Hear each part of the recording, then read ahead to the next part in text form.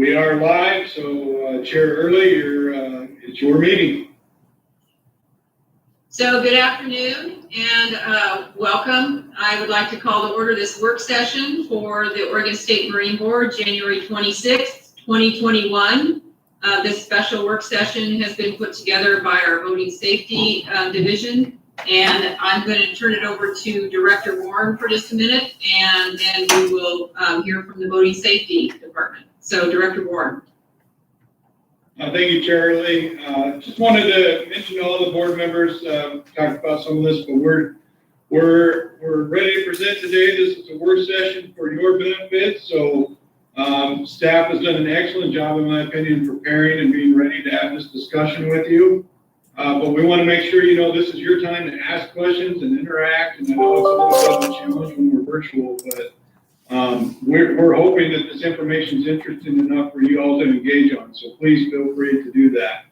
And with that, we always think we've got all the technology gremlins taken care of, but life gets in the way. So if something happens, we'll just assume that whoever can will put the meeting into a break, and we'll get back together, as we can get the technology fixed. But hopefully, knock on wood, we won't have any of that today. So with that, if anybody has any questions, or if you have technology challenges and you drop off the meeting, call Jennifer, call me, we'll help you get reconnected.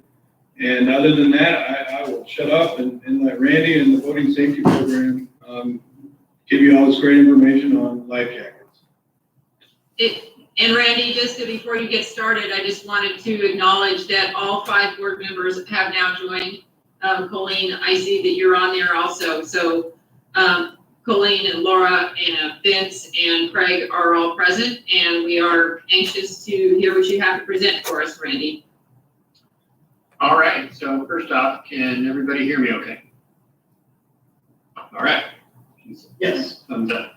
Okay, at this time, so I've got my staff kind of spread out around. I have asked my staff to participate very heavily in the development of this project and in helping us to run it. So as Larry noted, we are spread out and about, and the opportunity is ripe for failure here, but I think we're going to do okay.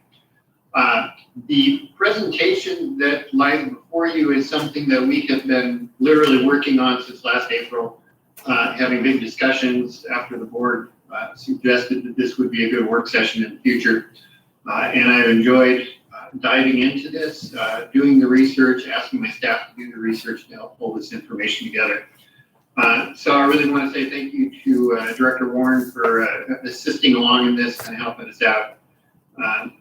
And I also wanted to, I guess before I dive into this, just let you folks know that it's been an interesting day here at the Marine Board. We celebrated Sandy Lewis's retirement. Her last day will be Thursday after 45 years with the Oregon State Marine Board. And it was a pleasure to serve with her in the last 22 years that I've been here. We did a drive-by retirement party today. We literally had a parade of law enforcement and other friends and partners from over the years drive by in their vehicles. We stood outside under a cover and handed out cupcakes and treats and talked a little bit. And it's a strange world, but we do the best we can do. So moving right along. So Chair Early, members of the board, thank you for the opportunity to present to you on this important topic of life jackets and voting. Life jackets really are foundational. They are a foundation of the voting safety message and a major part of the regulations that we enforce. This is a particularly important topic this year as we come off a very difficult year with 27 voting fatalities, the highest in a number of years, I think since 1987. Because our board comes from so many different backgrounds, when I started thinking about this presentation and some of the questions that have been brought up in the past, I chose an approach that starts broadly and narrows down. And at the end, we have some specific questions for you in hopes of understanding your priorities and hearing any direction that you may want to provide. Our goal here is to be as informed as possible at the local and national level, and to be able to answer any questions that you may have during the presentation and after the presentation. Let's see here. This is where I have to hope for the technology to work. So allegedly, if I press the arrow, We'll get the next slide. Go ahead and advance me one, Brian.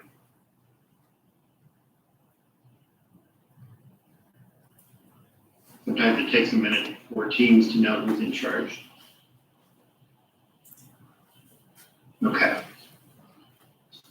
So the purpose of this work session is to explain, again, sort of start at the base level and review the background on laws and rules related to life jackets in Oregon. There's something that evolved over time and they don't always make sense on their face. We wanted to provide a historical narrative on safety and efficacy of life jackets. We wanted to talk some about the current efforts to encourage use through the outreach and education campaigns that have occurred not just at the local level, but at the national and international level. We also wanted to explore the several regulatory concerns related to life jackets that we have at this time.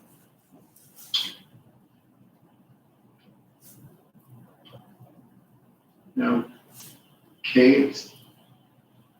There you go. All right. So the agenda for today, we're going to start with life jackets, kind of a life jacket 101 presentation, just an overview of it. We'll talk some about field observations. These are some thoughts from some of my staff who review the boating accidents on a regular basis. Again, we'll talk about the regulations. We'll go through them somewhat systematically, not in huge detail, but just to make sure everybody's up on what they state. We'll talk some about the statistics. When you're looking at anything related to life jackets, we've got a large body of national and state statistics that help guide what we use for outreach and education as well as for law enforcement. Fatality rates and trends nationally and in Oregon are part of that interest. I'll have staff present some information on that, as well as the outreach and education that we conduct at this time.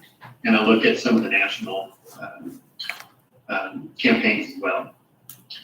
I would also like to spend some time talking about moving forward. So if there is a desire to address some of the issues that we raised or to dive into them deeper, we have some ideas on things we can do moving forward.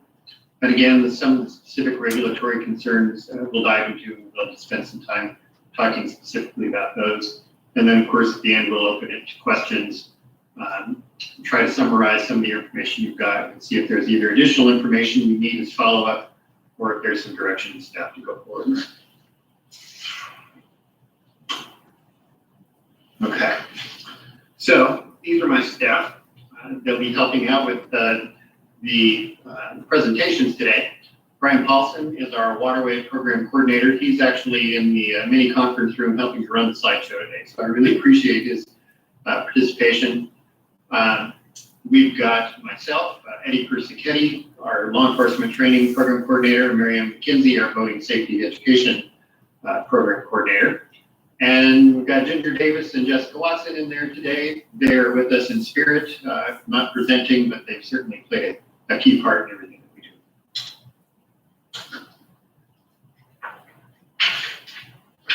All right, at this time, we're going to start off with sort of the basic overview of life jackets. And again, it's a little bit of a historical overview, kind of a quick hit, just to look at where life jackets have come from and where they're going. So at this time, I'd like to turn it over to Marianne McKenzie, our Voter Education Program Coordinator. Marianne, are you there?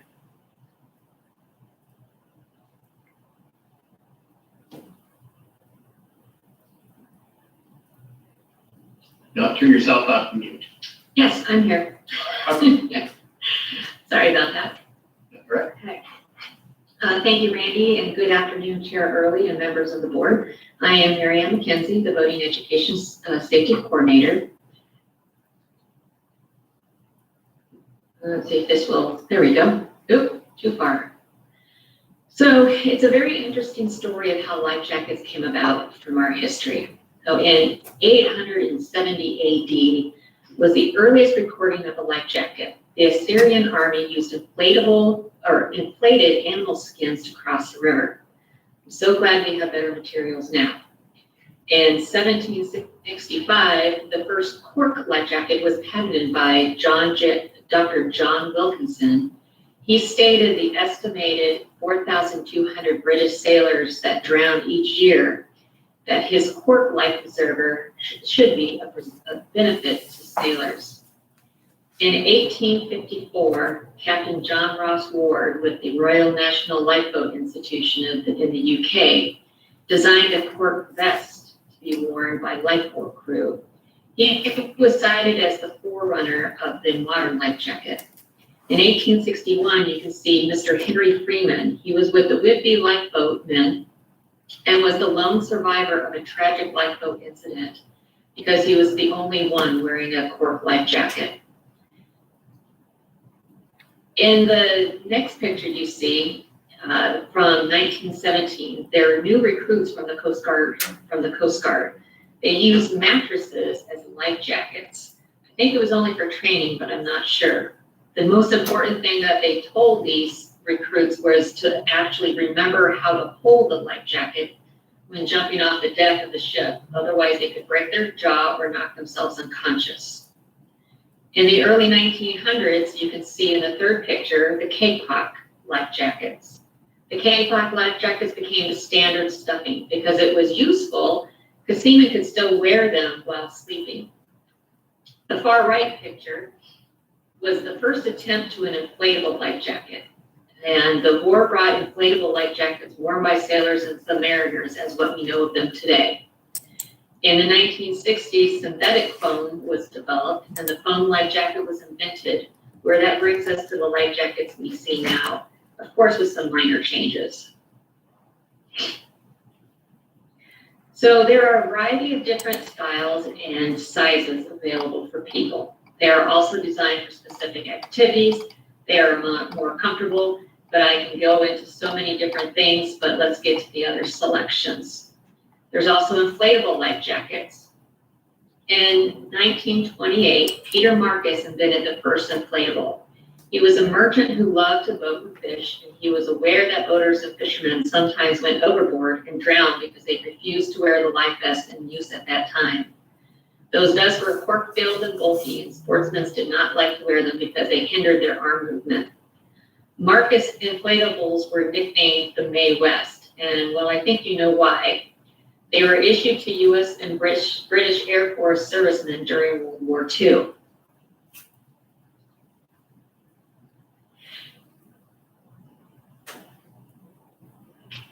For hybrids, there are only a few styles, but they do give you the security of having an inherently buoyant life jacket on when you fall into the water. And if you do need more buoyancy, you can activate the inflatable. There are hybrids for children, which are U.S. Coast Guard approved to wear on boats. So this next slide is regarding persons with disabilities and how do life jackets work. So this book that you see on the right-hand side was written by Janet Zeller and a team of nationally recognized leaders in adaptive paddle sports.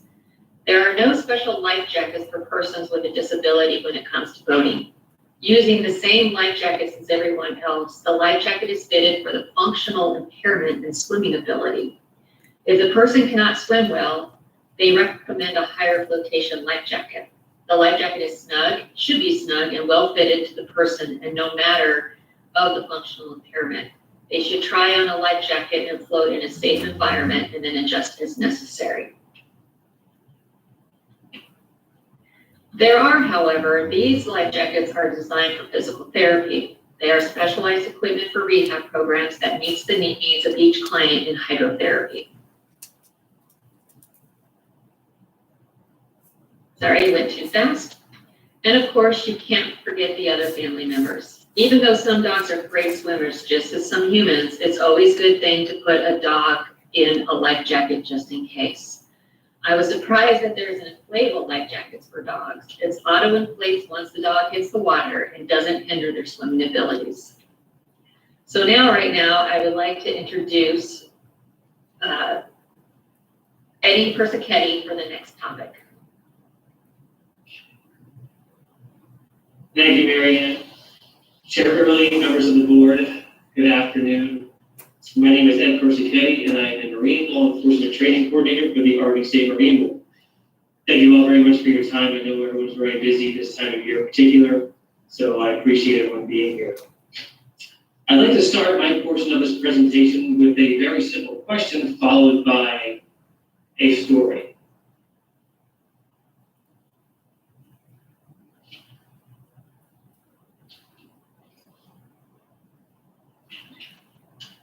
Is your life worth $100? I kept you there in suspense for 1 moment. And it's a very simple question. And the reason I ask this is because this, in my opinion, is the average cost of a life jacket. Now, before I go any further, a little bit about myself. Prior to moving out west, my wife and I traveled around the world, and we have accumulated about 60,000 sea miles under our belt. This is hard for me to admit, but the amount of times I wore a life jacket during those 60,000 miles, I could probably count on 2 hands, most of which were during training camps. So 6 years ago from tomorrow, my daughter was born. And at that time, I was living in Warren, Rhode Island, running my own charter boat. And any given night, when we brought the boat in, the current was running in the Warren River about 6 knots, in which I was putting the canvases on. Nobody was down there. I was side by side with the boat, just doing what I do best.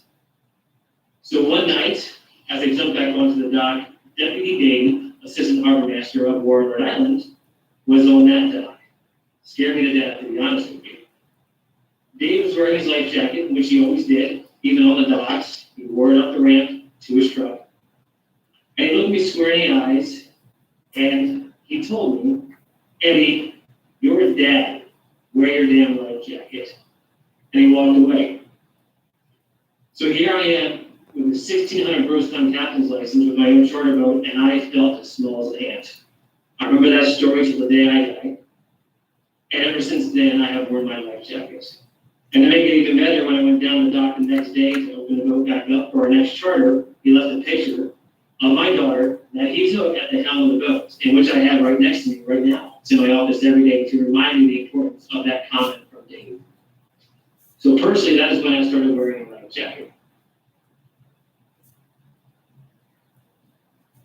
Now, as you're aware, we have 32 contracts statewide with law enforcement partners. Now, I like to use an analogy. In the field, safety is always our priority, and with our LE partners, they are tasked with many things, most of which includes promoting safety. So here's an analogy. When you're on a plane, remember these days, maybe about 9 months ago, we were able to get on airplanes. Hopefully they'll come around soon. So look at a Boeing 737-700 series, seats about 120 people. Now during the flight, the attendants stand up, as we're all aware, one forward, one aft, and one center, and they make their safety announcement. Now personally, I pay attention every single time, because I assume that these are trained individuals and they have an important safety message for me, and I'm going to listen. It's respectful, and in fact, I can only assume when you've got an emergency, the person next to me is not going to know what they're doing, so I'm going to have to help them. Now, using that analogy, that is about one flight attendant per 40 people on that plane. Now, let's look at our law enforcement partners. Currently, right now, we have actually 160,000 registered voters. That says 60,000, but that's a correction. We have 160,000 registered voters in the state of Oregon. We have 40 full-time year-round Marine deputies. Now, we do have a lot more seasonal during the summer, but we have 40 full-time year-round. Now, if you use that airplane analogy, that is one LE Marine officer trying to convey a PFD safety message for every 4,000 voters across the state. That is a very difficult task for our LE partners to do. Now, as you're aware, we have our Law Enforcement Academy. This year is going to be in Actors, and I invite all of you to attend any of our training events anytime. I really stand by the comment that we have some of the best national training when it comes to marine law enforcement. But one thing we notice is on our pool day, which is a very long day, 1 out of 15 life jackets do not inflate. And after it doesn't inflate, we pull the person up at the bottom of the pool, they catch their breath, we have divers that can assist in doing that, and then we look at the PFD and we say, okay, why did this PFD go off? These are the 4 most common answers I can find. Either it's a cartridge malfunction, operator error, because when you're going down the bottom of a 15-foot pool, you do tend to panic and maybe you miss that handle if it doesn't automatically inflate. It's not properly fitted. And what we've noticed a trend is our LE partners are favoring inherently buoyant PFDs. And what that means is it's a PFD that when they fall in, they'll just float. There's no mechanics whatsoever. We require these in the field with whitewater situations or moving water situations. But these are the most common trends. Now, when we're in the field, I am with law enforcement side by side, and 9 out of 10 times I am not saying a word when they're interacting with the public. But I had some milling partners interact with the public, and they asked the public, why do you not wear a life jacket? And these are the most common responses that we've noticed between 2018 and today. And this is the biggest one, because I don't have to. You can't really argue with that. That's a really good point. They're right. Depending on what they're operating, they may have to carry it. They may have to wear it, for example, if they're 12 years or younger, but most of the time they don't have to. Or I can swim. Or it's easier not to. Or they're uncomfortable. Or style. And it goes on and on and on and on and on. So I brought this conversation to my wife because this was not an easy presentation for me, and I'll explain that in a second. But my wife said, that's a good point. They don't have to wear them, but are they aware of the risks? And that's a really good question. If you look at most of the fatals in the state of Oregon in 2020, I really posed that question up front. Were these voters aware of the risks that they were taking? So Mary Ann McKenzie and myself, we have the task of reviewing most of the fatals, or all of the fatals, I should say, throughout the year. And when we come in on a Monday morning, and I go to my desk, I go to my inbox, and there's a big white piece of paper on top, and the word fatal right across the front of it, I already know what kind of week is in front of us. And it's really sad. So I'm going to give you a few examples of fatals we had in 2020. It is my opinion and my belief that at least 17 out of the 27 fatals we've had could have been prevented if they were wearing life jackets. This particular example was just sent to me from Deputy Brett Anderson, Clark County. So this is not Oregon, this is over in Washington, Vancouver. But Deputy Anderson said this is a great example because this particular individual, and I highlighted the blue words here, religiously wore her life jacket. It was a Vancouver resident. She had her life jacket on, but the fact is when she purchased her life jacket, the cartridge was not installed. She assumed it was in there. And you can see the third paragraph down, the inflation mechanism showed red, indicating the bobbin had dissolved by contact with the wire. And the takeaway from here, if you go all the way to the bottom, with the blue lettering, Deputy Anderson said, I probably contact 5 people a year with inflatable PFDs that are missing their CO cartridges. Now, Clark County works closely with Multnomah County, so I talked to Sergeant Dangler, Multnomah County Marine Patrol, and Sergeant Dangler said the same exact thing. He said that he comes in contact with multiple people wearing PFDs and the cartridge is not there. So point in case here is if you purchase a PFD, there's a large component that that person does have to read the instructions and make sure that cartridge is in fact inflated. But this was a sad one. And there you go. So there's the PFD that we recovered, no cartridge. So when we get a fatal report, this is what Mary and I review, and this is exactly what they look like. A brief description, usually accompanied by pictures, and a detailed report from the law enforcement officer. But there's one common trend in all of these reports, and you can see those big letters right there on the left. In this particular situation, neither were wearing PFDs. Now, when we get these reports, very rarely is there a picture associated with these. So I went on this awesome search engine called Google, and when you start to put pictures to these individuals that passed away from not wearing a PFD, it was super hard for me, and it still is. So this gentleman, Calvin, he's seen here with, I assume, is his daughter. Calvin was not wearing a PFD, and the individual, the other adult he was in the kayak with, he was not wearing a PFD either, but unfortunately, Calvin here drowned. This was a big one in Clackamas County, right in the Milwaukee Boat Ramp. This individual from Happy Valley, I believe, he was not wearing a life jacket. An Idaho couple who assists more often than not in Oregon had to come over and assist with his recovery. But this was right in my backyard. And again, this was a very difficult one, not wearing a life jacket. This individual right here, not wearing a life jacket. I'm sorry, correction. It was not fitted properly. Mother's Day, no life jacket.